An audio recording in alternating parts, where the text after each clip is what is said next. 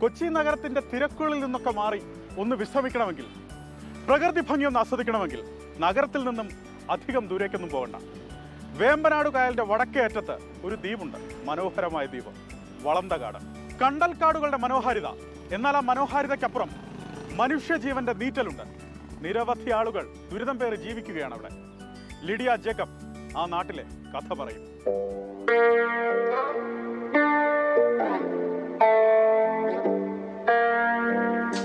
Riding reporter എന്ന് പോകുന്നത് വളന്തക്കാട് ദ്വീപിലേക്കാണ്. എറണാകുളം മരടിൽ വെള്ളത്താൽ ചുറ്റപ്പെട്ട് കിടക്കുന്ന മനോഹരമായിട്ടുള്ള ഒരു ദ്വീപാണ്.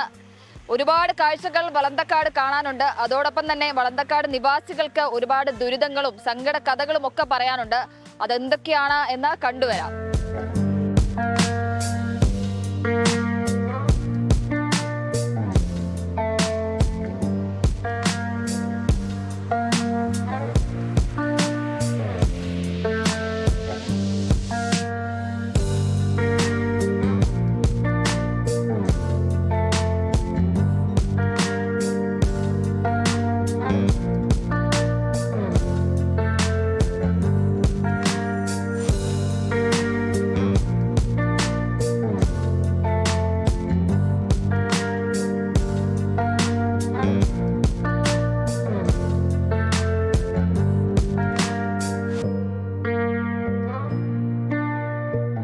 എനിക്ക് പിന്നിൽ ഈ കാണുന്നതാണ് വളന്തക്കാട്. വളന്തക്കാടിന്റെ സൗന്ദര്യത്തിനപ്പുറം ഒരുപാട് സങ്കട കഥകൾ കൂടി ഇവിടെയുള്ള ആളുകൾക്ക് പറയാനുണ്ട്. ഇങ്ങോട്ടേക്കുള്ള ഏക യാത്രാമാർഗം എന്ന് പറയുന്നത് കടത്തു തോണികളാണ്. അതിൽ കൂടിയാണ് ആളുകൾ അങ്ങോട്ടേക്കും ഇങ്ങോട്ടേക്കും ഒക്കെ സഞ്ചരിക്കുന്നത്. അതാണ് ഈ നാട്ടുകാരുടെ ഏറ്റവും വലിയ ദുരവസ്ഥയും. എന്താണ് വളന്തക്കാട് നിവാസികൾക്ക് പറയാനുള്ളത്, ഇവിടുത്തെ കാഴ്ചകൾ എന്തൊക്കെയാണ് എന്നൊക്കെ കണ്ടുവരാം.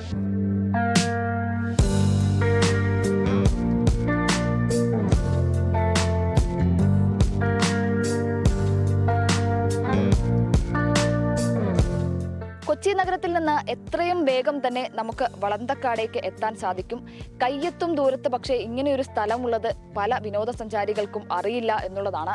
കൊച്ചിയിലെ തന്നെ ഏറ്റവും മികച്ച ടൂറിസ്റ്റ് ഡെസ്റ്റിനേഷനായി മാറ്റാനുള്ള പദ്ധതികളൊക്കെ മുൻപ് കൊണ്ടുവന്നെങ്കിലും അത് എങ്ങും എത്തിയിട്ടില്ല.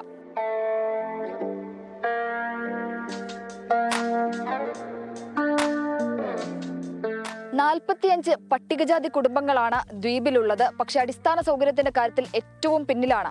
ചെളിയും കാടും നിറഞ്ഞ റോഡുകൾ താണ്ടിയും ഒപ്പം വള്ളം തുഴഞ്ഞും വേണം കുട്ടികൾക്കും മുതിർന്നവർക്കും പുറം ലോകത്തേക്ക് എത്താൻ. വലിയ ദുരിത ജീവിതം തന്നെയാണ് ഇവർ ദിവസേന നയിക്കുന്നത്.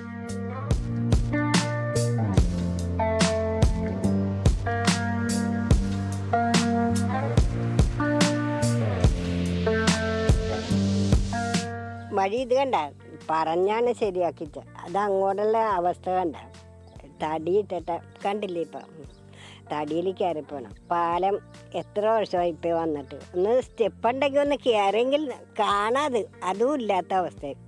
ഒരാൾ മരിച്ചിട്ടുണ്ട്. അതെന്തോരം കഷ്ടപ്പാട് കഴിച്ച് എത്ര വള്ളത്തിലൊക്കെ കയറ്റിയാണ് അവിടെ കൊണ്ടുപോകണത്. ചെളി കുടിച്ച കുട്ടിയാണ് അങ്ങോട്ടൊക്കെ പോണത്. അത് വെള്ളപ്പൊക്കത്തിനാണെങ്കിൽ നീന്തി പോണം. അവിടെ ചെല്ലുമ്പോൾ പാലവും ഉണ്ടാവൂല, പാലവും മുങ്ങിപ്പോവും. കര തൊടാതെ നിൽക്കുന്ന ഈ പാലമാണ് വർഷങ്ങളായി വളന്തക്കാട് നിവാസികളുടെ യാത്രാ സ്വപ്നങ്ങളുടെ സ്മാരകം. ദൃശ്യങ്ങളിൽ കാണുന്നത് പോലെ സ്റ്റീൽ സ്ട്രക്ചറുകൾ മാത്രമാണ് സ്ഥാപിച്ചിട്ടുള്ളത്. മറ്റ് അപ്രോച്ച് റോഡിന്റെ പണിയോ മറ്റ് നിർമ്മാണങ്ങളുടെ പണിയോ ഒന്നും തന്നെ പൂർത്തീകരിച്ചിട്ടില്ല. ഇതെന്ന് പൂർത്തിയാകും എന്നുള്ള ആശങ്കയിലാണ് ഇവിടെയുള്ള നിവാസികൾ ഓരോ ദിവസവും കഴിഞ്ഞു പോകുന്നത്.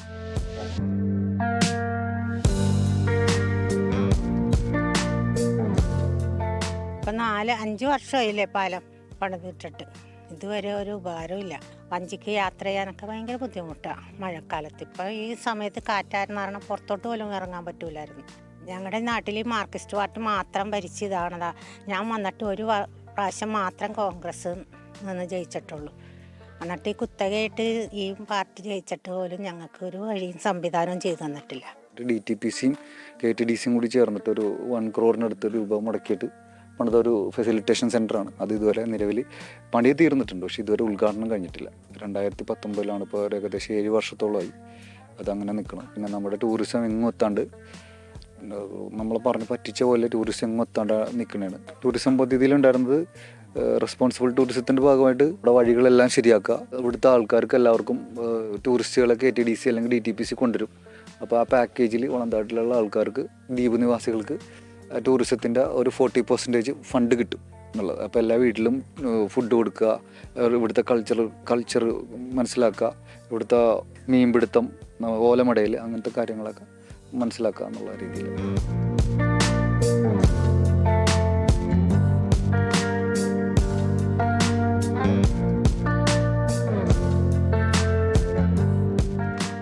തിങ്ങി നിറഞ്ഞ കണ്ടൽക്കാടുകൾക്കിടയിലൂടെ കയാക്കിംഗ് ചെയ്യാം, സീസണാണെങ്കിൽ മീൻ പിടിക്കാം, കക്ക വാരുന്നതടക്കം വില്ലേജ് ടൂറിസത്തിന്റെ എല്ലാ ആക്ടിവിറ്റീസും ആസ്വദിക്കാം. പക്ഷെ അതിനെല്ലാം അപ്പുറം വളന്തക്കാടിന്റെ ടൂറിസം ഉണരണമെങ്കിൽ അടിസ്ഥാന സൗകര്യ വികസനം കൂടിയേ തീരൂ. അതിന് ഉടൻ നടപടിയെടുക്കണമെന്ന ആവശ്യത്തിലാണ് ഇവിടുത്തുകാർ. ശ്രീകുമാറിനും ക്യാമറ പേഴ്സൺ സജു കാഞ്ഞിരംകുളത്തിനൊപ്പം ലിഡിയ ജേക്കബ്, 24 കൊച്ചി.